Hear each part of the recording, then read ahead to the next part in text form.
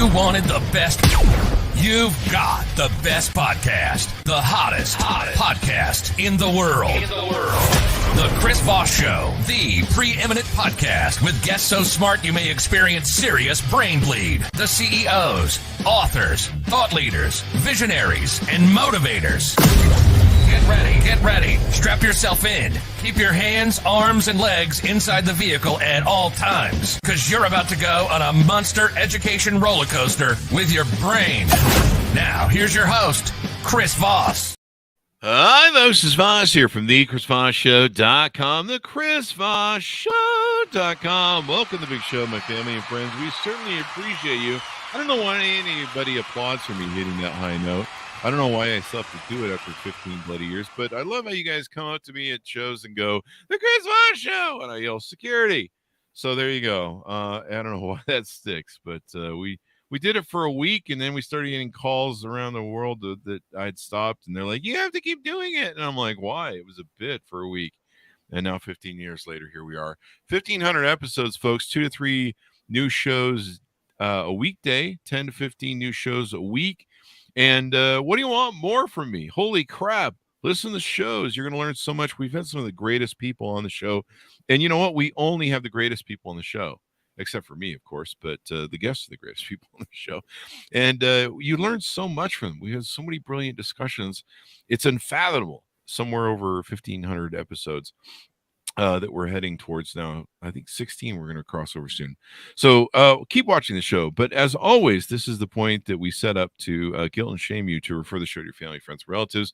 Goodreads.com/Chris Voss, YouTube.com/Chris Voss, LinkedIn.com/Chris Voss, the newsletter, YouTube.com/Chris Voss, and then TikTok. We're killing on TikTok finally, or we're starting to. We're making some traction over there with the new AI cut up we're using. We have an amazing gentleman on the show. He's going to be talking to us about his business sense, his business acumen, his business knowledge, his business experience, and all of those 4 different things that I just said probably all mean the same thing, but they sounded cool to say. Gotta love those buzzwords. We have a gentleman, Matthew Stafford, is on the show with us today. Not the NFL guy. This guy is smarter than that. I don't know. That's probably rude to say about the NFL gentleman. I'm sure he's fairly smart, but he doesn't play for the Lions. So, wow, I just lost all 2 Lions fans. Matthew Stafford is the CEO and managing partner of Build, Grow, Scale. Why are we throwing shade at NFL players today? I don't know. We'll look into it. He's also an equity owner of some in-house e-commerce brands and has knowledge and expertise enabling to mentor thousands of store owners through paid e-commerce groups and live events. Over 3 decades, Matthew has been an entrepreneurial and successfully building gentleman who has several businesses across various industries, including concrete, brick and mortar locations, pod, and software-based ventures. His experiences also allowed him to help hundreds of e-commerce brands scale past the $1 million mark, many hitting 10 million plus mark. To top it off, he's been speaking on stages about e-commerce optimization for the past 7 years, and he's going on 8 with the show, and he's here on the Chris Voss Show. Welcome to the show, Matthew. How are you? I'm great. Thanks for having me. There you go. I wasn't sure how close you were to 8, but I thought I'd help you round up. I don't know what that means. So give us your .coms. Where do you want people to find you on the interweb, sir? Buildgrowscale.com is the easiest way. And we basically have everything that we do there. And if they want to book a call, ask questions, get a hold of us, they can do that there too. There you go. So give us a 30,000 overview of the website, what you do and how you do it.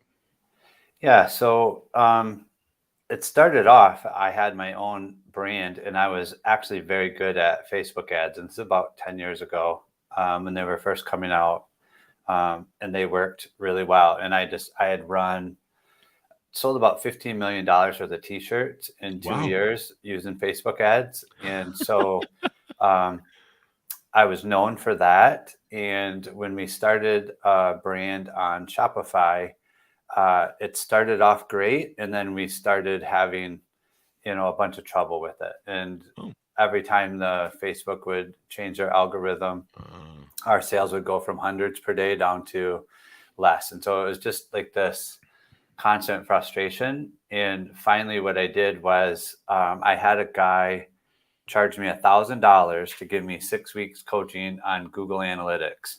And essentially what that was, it was tracking the data of what was happening on the store itself to see what people were doing. And as soon as I could see that, my brain started going, oh, I can make this better. And so now it was no longer the ads that were responsible for all the sales, but when they got to the website, the clarity of the website in order for them to make a decision. And one of the taglines that we have is traffic's not your problem, because a typical website, if whether it's leads or sales, 2%, which means for every 100 people that come there, 2 people give you money or put in their emails. And so everybody else thought, and I did at the time, just go buy more traffic, you'll get more sales. And instead, when I saw the data, I was like, well, that doesn't make any sense. 98 other people came to the site, but they didn't buy. If I get 2 more of them, I doubled my business. Oh, wow. And so that was kind of my journey to understanding the website and how the customer interacted with it. That's really created the entire business. There you go. Now you're billed as the mad scientist behind the data and development of the BGS revenue optimization system. I believe that's the name of your company, Build, Grow, as well as the revenue optimization team of over 40 full-time experts you have. And you're known as the top Shopify optimization expert in the game. Is that true? I would say probably top 5. Yeah. Who knows? There you go. Yeah. Awesome sauce. So we're going to learn a lot today. So give us your origin story, your journey. How did you get into this business? So I was actually in the concrete business, and I built that up to the point where we were only doing commercial concrete. So we were traveling around the country. I was on the road about 200 days a year. Oh, wow. And so I wasn't home a lot. And I went to a Tony Robbins event, and he was selling a DVD series called Money Masters. And so I signed up for that. And the very first month I got a DVD, it was from Frank Kern, and it was about how to sell ebooks to teach your parrot how to talk. And I thought, wow, he gave some numbers. I thought, wow, that's crazy. He was making more money selling this little book about how to teach your parrots than I was out on the road for 200 days a year pouring concrete. Wow. And I thought, all right, I want to learn how to do this. Up until then, I'd only used my computer to send emails or blueprints or things like that. And so I set a goal within 5 years to be 100% online. And that's about a month to the 5th year, about a month away from the 5th year, that's going to happen. There you go. Well, congratulations. And so now this parlayed into this. You said at one point you were selling shirts online, and then you figured out how to help other people do it. What are some of the services that you offer over on the site? I see some different things like boot camp and mentoring and partnerships. Yeah. Tell us about courses, etc. Yeah, so we do an audit, which is where you can have us take a look at your store, and we'll point out the things that we see that are creating confusion or hurting your conversions. That's a simple way to get to know us. If you want a little deeper dive, that boot camp is 3 days, about 90 minutes a day for 3 days. And we go through the different areas of the business and kind of just show you what you can look for, what our best practices, red flags, things that you can do to make more money so that your store can be more successful. And then at that point, we'll make you an offer. There's no pressure because there's no scarcity to it. We're going to keep doing this for a long time. And so if you want to, you can join our membership. And if not, you can just take what you learned and, do it yourself, and you'll still make more money. There you go. There you go. So a lot to offer there and helping people. So is it any sort of e-commerce site? Is it specifically to Shopify and or just any e-commerce that's selling something online? Yeah, it can really, the principles, we don't teach like tricks and hacks of the platform. So it's really the principles of how people interact with the site. So yeah, it doesn't really matter the platform. I'd say we're platform agnostic. But Shopify has done such a good job of like capturing the market. they're probably going to be 8 out of 10 Shopify or e-commerce sites, and then you'll have a few WooCommerce, stuff like that. A little bit of BigCommerce. Other than that, but yeah, no, the principles work across all of them. There you go. Tease us out, if you would, some effective strategies for improving e-commerce conversion rates, if you would. Yeah, so I'll give you one right away that will make more money, and it's literally never not one. So if you go to your checkout and people look there, and it will say email and then all the other information, and then on the bottom it says phone. Well, the checkout is closest to the money, so that's where we always work first. And if you make a difference there, it instantly translates into more sales, more money. And so we're always trying to optimize that to make it better. Well, I use the theory that people don't mind giving you what you ask for as long as you give them a reason why. And they've done all kinds of studies like that, like, oh, I want to cut in line. And people are like, no, but you go, oh, I need to cut in line because my kids are running late for school. Then all of a sudden they'll let you. And they've tested that a bunch of different ways. And so we know that because we track the form field errors, a lot of times people give you a junk email. And so what we did is a lot, really. Wow. Yeah. And the truth of the matter is your order confirmation email gets opened 85% of the time. And so what we say is email required for your order confirmation. So we put that text in the form field, and what they'll do, because they know that they want to go see the email confirmation, that they'll give you their best email. And so by doing that, we had less errors on the checkout. We actually had better cart abandonment recovery because we were getting their best email, and it just converted higher. So the second part is you go down to the phone, and we always tell everybody the only reason why you don't require the phone and do SMS marketing is if you don't like money. So it's literally taken over as far as like the largest revenue generator as far as abandoned carts or abandoned checkouts. And so for there, we put phone required for shipping notifications. So one is for the order, and then the SMS is for shipping notification. Everybody wants to know when it's going to be shipped too. Yeah. And so by doing that, we reduced the form field errors, increased the conversion, and also had much better abandoned recovery. Wow. And then you're not going to get like fake phone numbers either. No. Because people want to get a thing. That's brilliant. Just those little, it seems like you guys are really good at finding those little dial-ins, Yeah. The one thing I remember, with all of our companies is, you can be struggling to find some sort of innovation or some way to make something work. And it's almost like that little safe where if you can just turn that dial, and sometimes it's just really just the right combo, or sometimes a little adjustment, and you're like, bing, it's open. Yeah.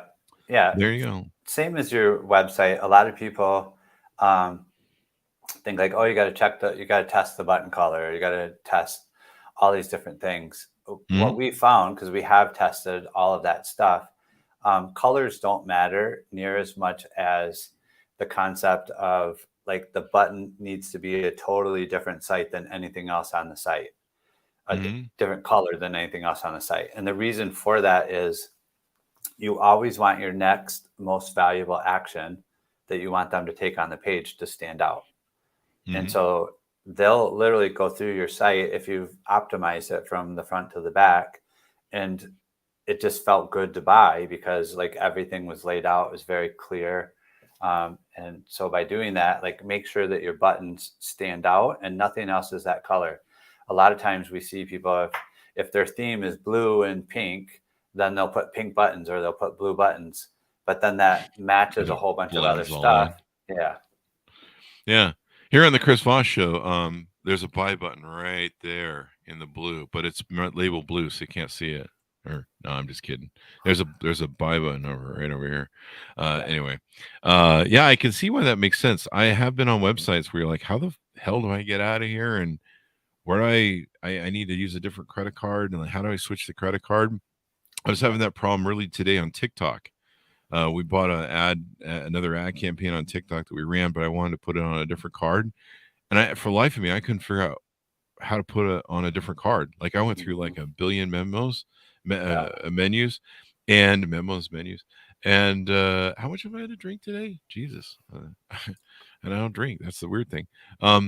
And I couldn't figure it out. So finally, I was just like, fucking just leave it on whatever card it's on. And that was the example. I mean, of TikTok. Yeah. So again, what I tell people, they always go, "Oh, well, what can I do to my site?"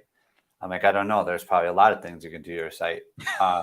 The thing that is easiest for me to explain that will create a shift for you is you've always looked at your site as the owner and how do you make more sales? Mm-hmm. And if you come to your site, like go to your site on a new device and then give yourself like some tasks to do and see if it's easy or hard. Don't just click on stuff that you know where to go. See if it's labeled, if there's a bunch of clutter, all these different things. But go on the site as the customer looking to solve a problem and see how it works then. And a lot of times that little shift, you'll see a whole bunch of things on your site that you never noticed before because you have banner blindness to them. Wow. Approaching your business with kind of fresh eyes and sitting down and going, if I was new and I didn't know, I'd never been to my site before, how does this look from the outside? I sometimes with our phone systems and our companies in all the different places stuff would go when it would come through the operators. Sometimes I would just randomly call in anonymously and go through my system like, hey, can I talk to a salesperson? And then it was kind of interesting some of the experiences I had. Like sometimes a secretary would pick up the phone and she'd be talking and not answering the phone. I'm like, what the fuck is going on? And then 5 minutes later she go, hi, how you doing? Sorry, I was talking to somebody. What's up? You're like, you just got the boss in the call, man. Yeah. And seeing how the calls would flow through my system nowadays, that was in brick and mortar days. Nowadays, yeah, you've got to look at your site from the outside and try and look at it with those fresh eyes, or get people that can advise you and look at your site with fresh eyes. What do you find most people sort of the top things people struggle with their e-commerce site? What do you find most people come to you for help with? Certainly to get their site to convert higher. But what we find is a lot of times people do their own customer service early on. And so every single person that writes in a question, they think that now needs to be answered on the website. And what they've done is they've literally put so much stuff on the website to answer all the questions and clear everything up that now the people that don't need to know all that are forced to go through everything in order to check out. And so they've actually made the process worse, not better. And so typically we'll use the customer service and look at the trends of what people are asking and then find a way to answer that question on the proper page.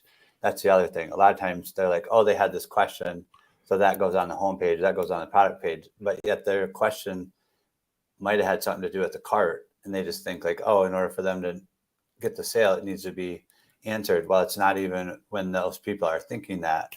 And I always tell people that there's typically two reasons why people don't buy from your site. One, they don't trust you, or two, they have an unanswered question. And, your website is your conversation with your client. And so if it's not a good communicator, you're not going to create a lot of relationships, which are your long-term clients. Yeah, it's interesting how I've seen that. Like the biggest pet peeve for me is if you send me to a site where I'm going to be dealing with hey, oh, you want your question answered? Can you go to our forum that has like 5,000 posts and you can probably find the answer you're looking for there? Yeah. I'm like, are you freaking out of your freaking mind? Yeah. Like, what the hell?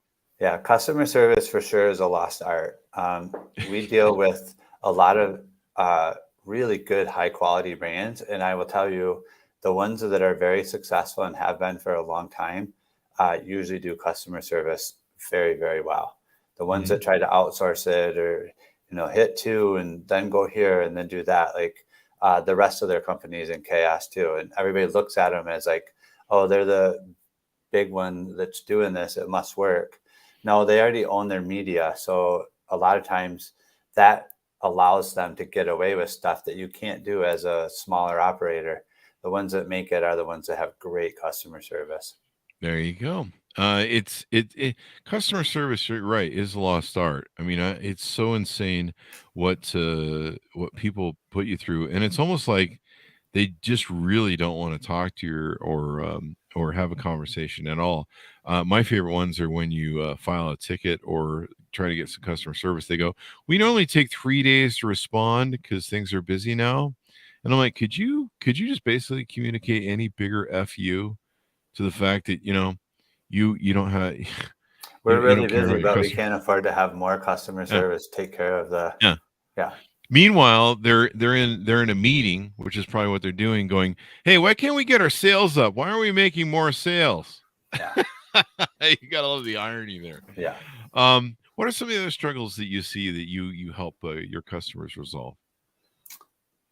Um, Probably a non-typical answer is if you think about it, when the CEO of a company gets coaching Hmm. and the business increases, it didn't Really, require all the rest of the team to get it, but typically the leader. And really. so, what I've noticed is when you do some mindset work or coaching with the owner of the site does better, and it's because they're now looking at they're looking at their business different. They're treating their people different, which in turn treats the customers different. And so, yeah, I always say we notice a huge difference when the owner starts investing in himself, Hmm. not just from the business standpoint, but who they are. And the Oh, business tends to do much better. so better leadership, better culture improvement. Yeah. Yeah. Wow. Isn't that interesting? Yeah. Wow. I was expecting you were going to say, if they understand their business better, like metrics, analyzing it, strategies, all that sort of stuff, then they know more about how to game the system. But just by that's really interesting, man. That is very interesting. Yeah. I mean, obviously, the things that you mentioned are going to help too. Those are Sure. just good business practices. But as long I have found, and I've witnessed it just because of how many we've been able to work with, Hmm. that the ones that do that tend to excel way faster. They tend to take action quicker. They Hmm. pivot quicker. Businesses. It's hard and it's a game, and so you gotta go into it, to win the war, and that means that you gotta be able to take the lumps along with the other stuff. And a lot of times, you gotta learn how to not take it personal. Oh yeah, definitely. But and I've written about leadership. We've talked about leadership extensively on the show. That's really interesting to me that the difference of culture makes a difference in how your company works. Probably the difference in how your customer service is. Yeah, If people aren't happy with the job and miserable, their customer service is usually horrible. You basically get a feel of their resentment of the job that comes through. yeah, I mean, I could probably name a few big companies that don't treat their employees very well, and 95% of the employees you come in contact with, you can tell, and you can't really blame the employee a little bit, but it's you can tell what's going on there. Every now and then you meet a gem of an employee who they don't care how bad the employer is. They're just great at what they do, and you should hire that person if you can find them. yeah. There's a few people where I've met them, and I remember meeting a cashier at Walmart one time, and this and my local Walmart has started doing this thing where they put in 5,000 of those self-serve things, and they purposely hide and turn off the aisle for full service or whatever you want to call it, getting a cashier. Hmm. And so, like, literally, you have to ask and say, "Hey, where the hell's a cashier? I don't work for you. I'm not stocking your shelves, and I'm not bagging my own groceries." And one of the gentlemen came over, a young guy, and I was just pissed off because I'm very pissed off about it. And he was so gracious. He's like, "Hey, how's your day, man? How you doing?" He's like friendly and stuff, and I just a nice guy. And he like totally changed my mood. And I made some comment. I go, I don't like this thing where we got to do this self thing. It's being kind of forced on us. I mean, what next? I got to unload the trucks. And he's like, hey, I don't like it either, man, but it's cool, man. I'm going to help you out here, and we're get through this here, Yeah. because and so that sort of person can make all the difference in your experience. But that's really interesting that it's not even so much about how the business is run from the mechanics of it, Yeah. but just the leadership, the health of a healthy culture, as it were, can make all the difference. Let's If you talk think, about. Go ahead. there's different sites that sell the same thing. Why does Mhm. one thrive and the other one doesn't? Yeah. And 9 times out of 10, it is the leadership and how they go after getting the customer and take care of it. And a lot of times it's not even pricing. The company that Wow. has a higher price of the same product, they're winning. Wow. That is just amazing. Yeah. That's brilliant. All right, so we learned something new today. That's great data. So metrics wise, how important is this? Seems like a dumb question, but it's better to hear it from a professional like you. How important is it to understand metrics, to have metric measurements, to really be looking at the analytics of your site so you can help improve those conversions? Yeah. So I would say that they're critical. It's garbage in, garbage out. So if you don't know the data, you're not making good decisions. And a Hmm. lot of times, without really good data, we make assumptions. And, so we have really good data and we do split testing and optimization all the time. Hmm. And even with that, like more than half of our tests don't win. And Really? so, as a store owner, um, without the data, you can see why they can struggle for years. And then once they start using the data, why all of a sudden there's such a big difference. It's because one, you're throwing a bunch of stuff against the wall, trying to figure out which part of it's working, and then do more of that. Well, it takes you back to that old adage, like, yeah, I know that 50% of my advertising is working. I just don't know which 50%. The only way you're going to know that is by having good, clean data. And then you can stop doing the 50% that's not working and double down on the part that is. And, you could get away with not using your data years ago. Now the landscape of e-commerce is competitive enough, or websites, that you have to be professional. You have to do a good job. And if you don't, your competitors are just going to eat your lunch. There you go. Well, being professional definitely helps as well. Um, Let me ask you this, because I hate doing A/B testing, and I'm just like, oh, ABCD testing. It's just like I always would just like have that fantasy of just like, can we just make copy and it works and we just go? Yeah. But how important is A/B testing and optimizing it and all that stuff? And do you have to keep constantly testing to try and find a better way? What's a good strategy for that, maybe? Yeah, so we do. We actually have a course on our site. It's fairly inexpensive, but it's a really, really good course called User Testing Mastery. Hmm. And I honestly believe it's probably the best program that we've ever produced. And it's also that strategy has been responsible for the largest wins that we've ever had across the sites that we do. And Hmm. essentially, what it is you create a very specific task set for someone to do, and then they go to your site and do that while they're videoing their screen and narrating what they're doing. And so, Oh. by doing that, you actually see where they struggle, what their impression is, if they understand how to navigate, all the different things that you gave them to do. Hmm. And in that, we'll find a lot of very big wins. Go back, fix that on the site, and then we have um, obviously more money. Another thing that we do that anybody can do is on their thank you page, put a little pop up that asks a question. What's one thing that almost made you not buy? Oh. And what they'll do is they'll tell you what their struggle was, or what they didn't understand, or what was hard for them to figure out. And then you go back and fix that on the site. And when you do that, you'll get a lot of wins that way too. There you go. I there's one site that I have that I'm a favorite of their brand, and they make great products that are very healthy.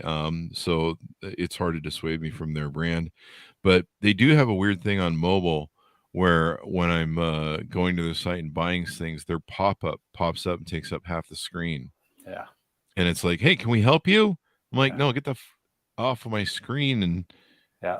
let me look at your site, damn it. Yeah, we were actually looking at the data today on one of our partner stores, and the number one most clicked button was the close to pop up, and we're like, uh, there you go. That's a pretty good Oh my indicator God. that people are in the middle of doing something, and they closed that rather than leave. So that means that they had intent to do something, and you like interrupted that buying process. Or what's worse is you can't figure out where that little X is that's so Yeah, damn small for old people like me with bad eyes and yeah, bad brains. And we're just like, I'm just going to close the whole, give up. yeah, Um, and sometimes I'll actually do that with the site I reference and be like, I'll just go order when I'm on my computer. yeah, And then I get the cart abandonment text messages, yeah. and I don't mind. I love them as a company, but still, I mean, they're losing business from whoever isn't a loyal customer Yeah, like me. 100%. Yep. Yeah, and then of course the sales have to wait a few more days, and they're probably sitting around having meetings, going, "Why does it take so long for these carts to fulfill? Like, Yeah, or what's there's, going on?" you would have consumed more of their product if you had could keep That's buying true. it whenever you're ready. Yeah, That's actually true. And in one case, I couldn't get their whole thing to work, and I needed, in this case, I lift weights, so I needed protein that was isolate, and I just went and bought another brand because I needed it right away. yeah, And by the time their site got, whatever was going on with it, I was like, I just bought another brand. And when the cart rep, they have some sort of conversion where the cart rep, if you ask for help, a guy will say, "Hey, do you need help?" And you can write it back. And I was like, "Dude, you just lost a sale to me."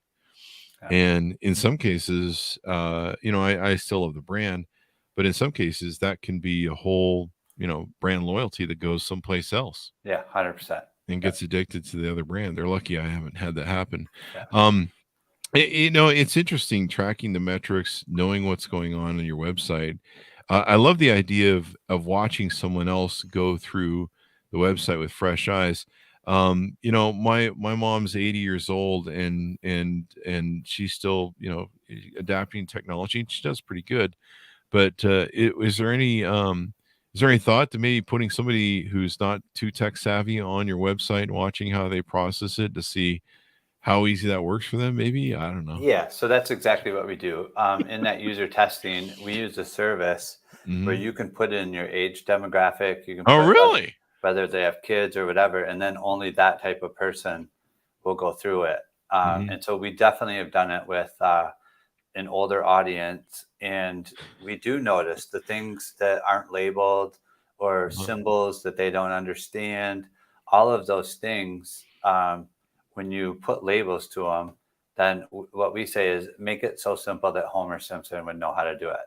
So not everybody Oh. understands that those three lines are a menu. Hmm. That sounds silly to us because we've been shopping Yeah. online for years, but before COVID, only about 10% of sales were done online. Uh-huh. During COVID, it went up to 33%. And then Wow. now it's back down to like 27. Wow. So, I mean, believe it or not, I mean, e-commerce hasn't been around that long. And so it's evolving and changing, and we're getting new people buying stuff online all the time. Hmm. And I have a website that's a favorite of mine. I've been going to it for years, and it has those three lines. And I still, like, every now and then be like, where the hell's the menu again? Yeah. Yeah. So just label it menu, cart, Yeah. And search. make the lines a little bigger for the old people, eh? Yeah.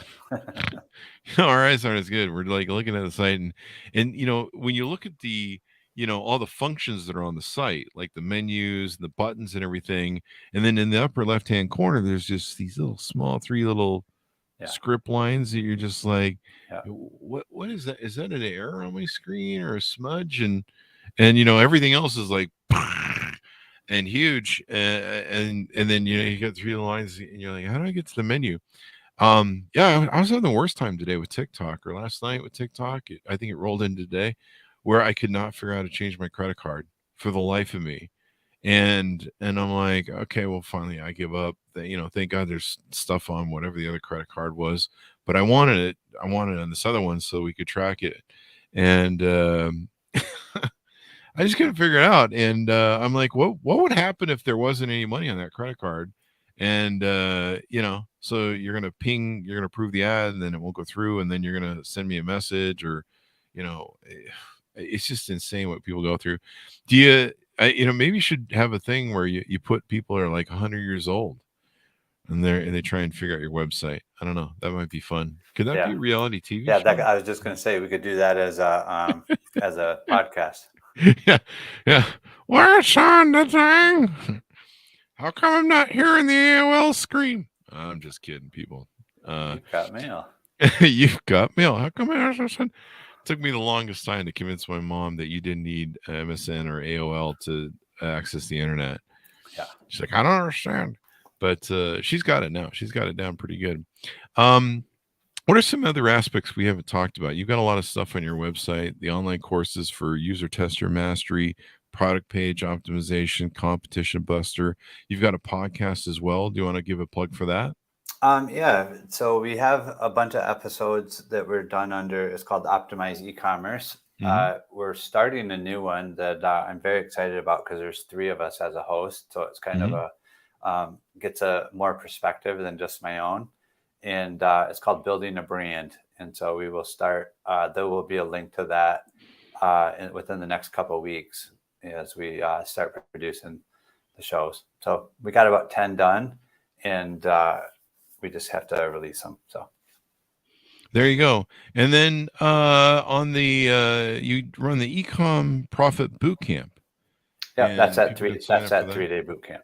Yep. There you go. And is that just anytime the customer is available, or is there so we do it every Tuesday, Wednesday, Thursday. So it's $33, which is really, really reasonable. The entire point of it is we want them to have a chance to get to know, like, and trust us, and see that what we're doing and the results. And then once they do that, they tend to become a customer a lot quicker. There you go. And it looks like you've got BGS services where you do the work for people, and you have your trained revenue optimization experts talk through and plan and do all that. And you have the mentorship where they can join other people. Is that a community where people can join that? Yeah, that's the community. It's a monthly membership. And then the Amplified Partners is where we partner with you. We do all the data analytics. We do all the split testing. We have our devs do the work on the site, etc. And that's the scale part of the build and grow scale. And then you guys get a cut of the action? Yes. Yep. There you go. There you go. Well, this is very insightful, man, and wonderful to see what's going on and making a change there. Anything more we want to tease out before we go? No, I think it's good. I mean, come try us out or go through the challenge or have us do an audit. I think that you'll find what we see is pretty eye-opening. There you go. There you go. And you can learn how to sell more. Everyone wants to sell more, get more conversions, and be more successful. Well, Matthew, it's been wonderful to have you on the show.